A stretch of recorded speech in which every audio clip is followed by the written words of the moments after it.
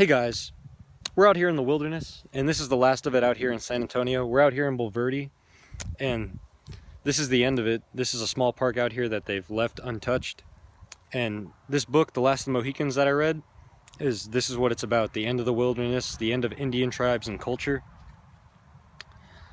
This is a story written about the French and Indian War going on in the 1760s.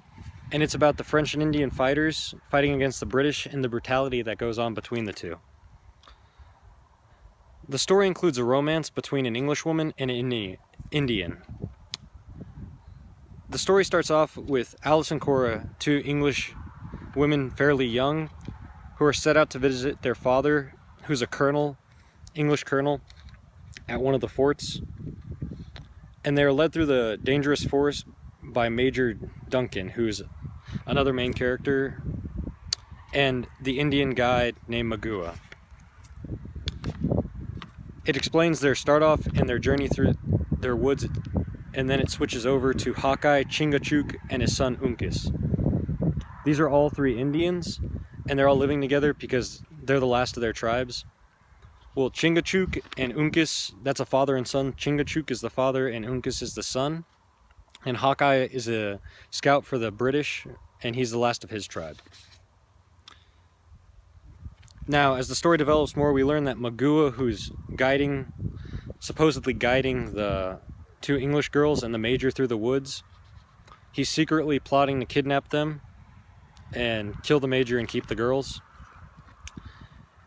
And when the fighting starts, Hawkeye, Chingachgook, and his son Uncas are all hear the gunshots, and they run over through the woods and they fight off Magua and his little band of Indians, and then they safely deliver the girls and the Major to the fort in the north.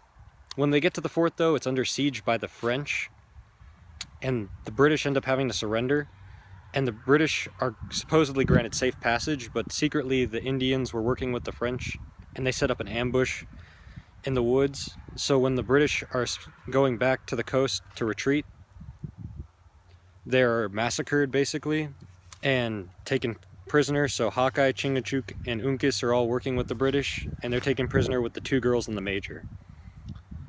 All 6 characters are put before a council of Indian chiefs, and the 3 main character Indians, Hawkeye, Chingachgook, and Uncas, are all let go because they're just Indians and they don't want to kill their own.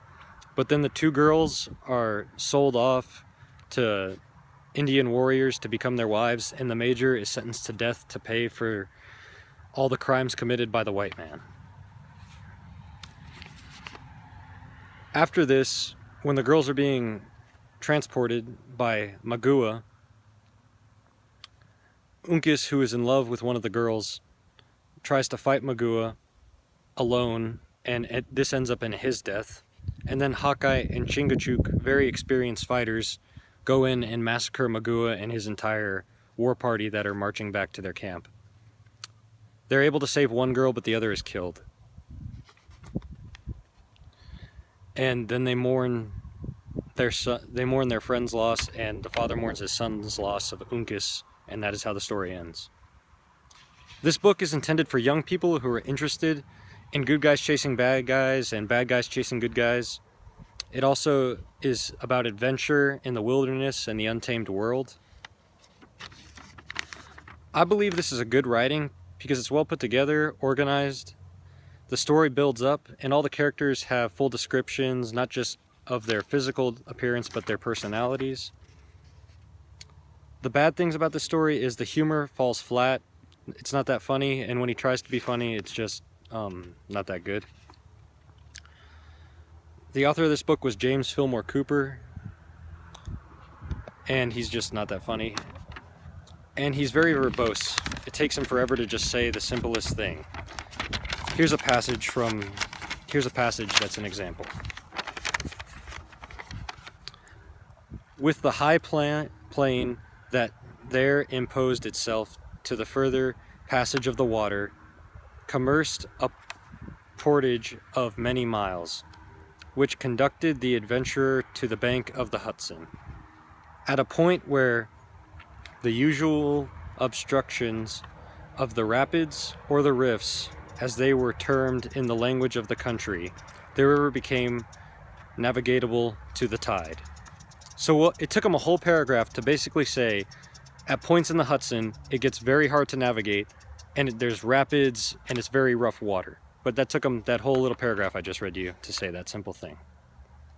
Finally, I like the last passage of the book, because this is the one I wrote about, because it's when the main characters finally realize, like for Hawkeye, he mourns Uncas, who he's served as a protector for and a mentor for,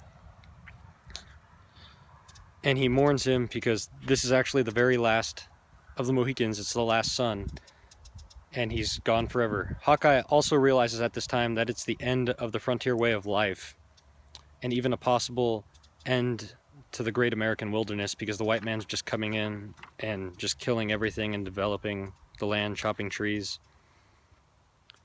And then Chingachgook, Uncas' father, realizes that his entire tribe has been gone for years, and now his son is gone, the very last Mohican, and he mourns his son's death, and he quietly just fades away at the end of the book. Hawkeye's with him, but he just quietly fades away. One of the Indian chiefs also realizes at the burial of Uncas that there's danger coming for all the Indian tribes, and in the near future, they will probably fall to the white man.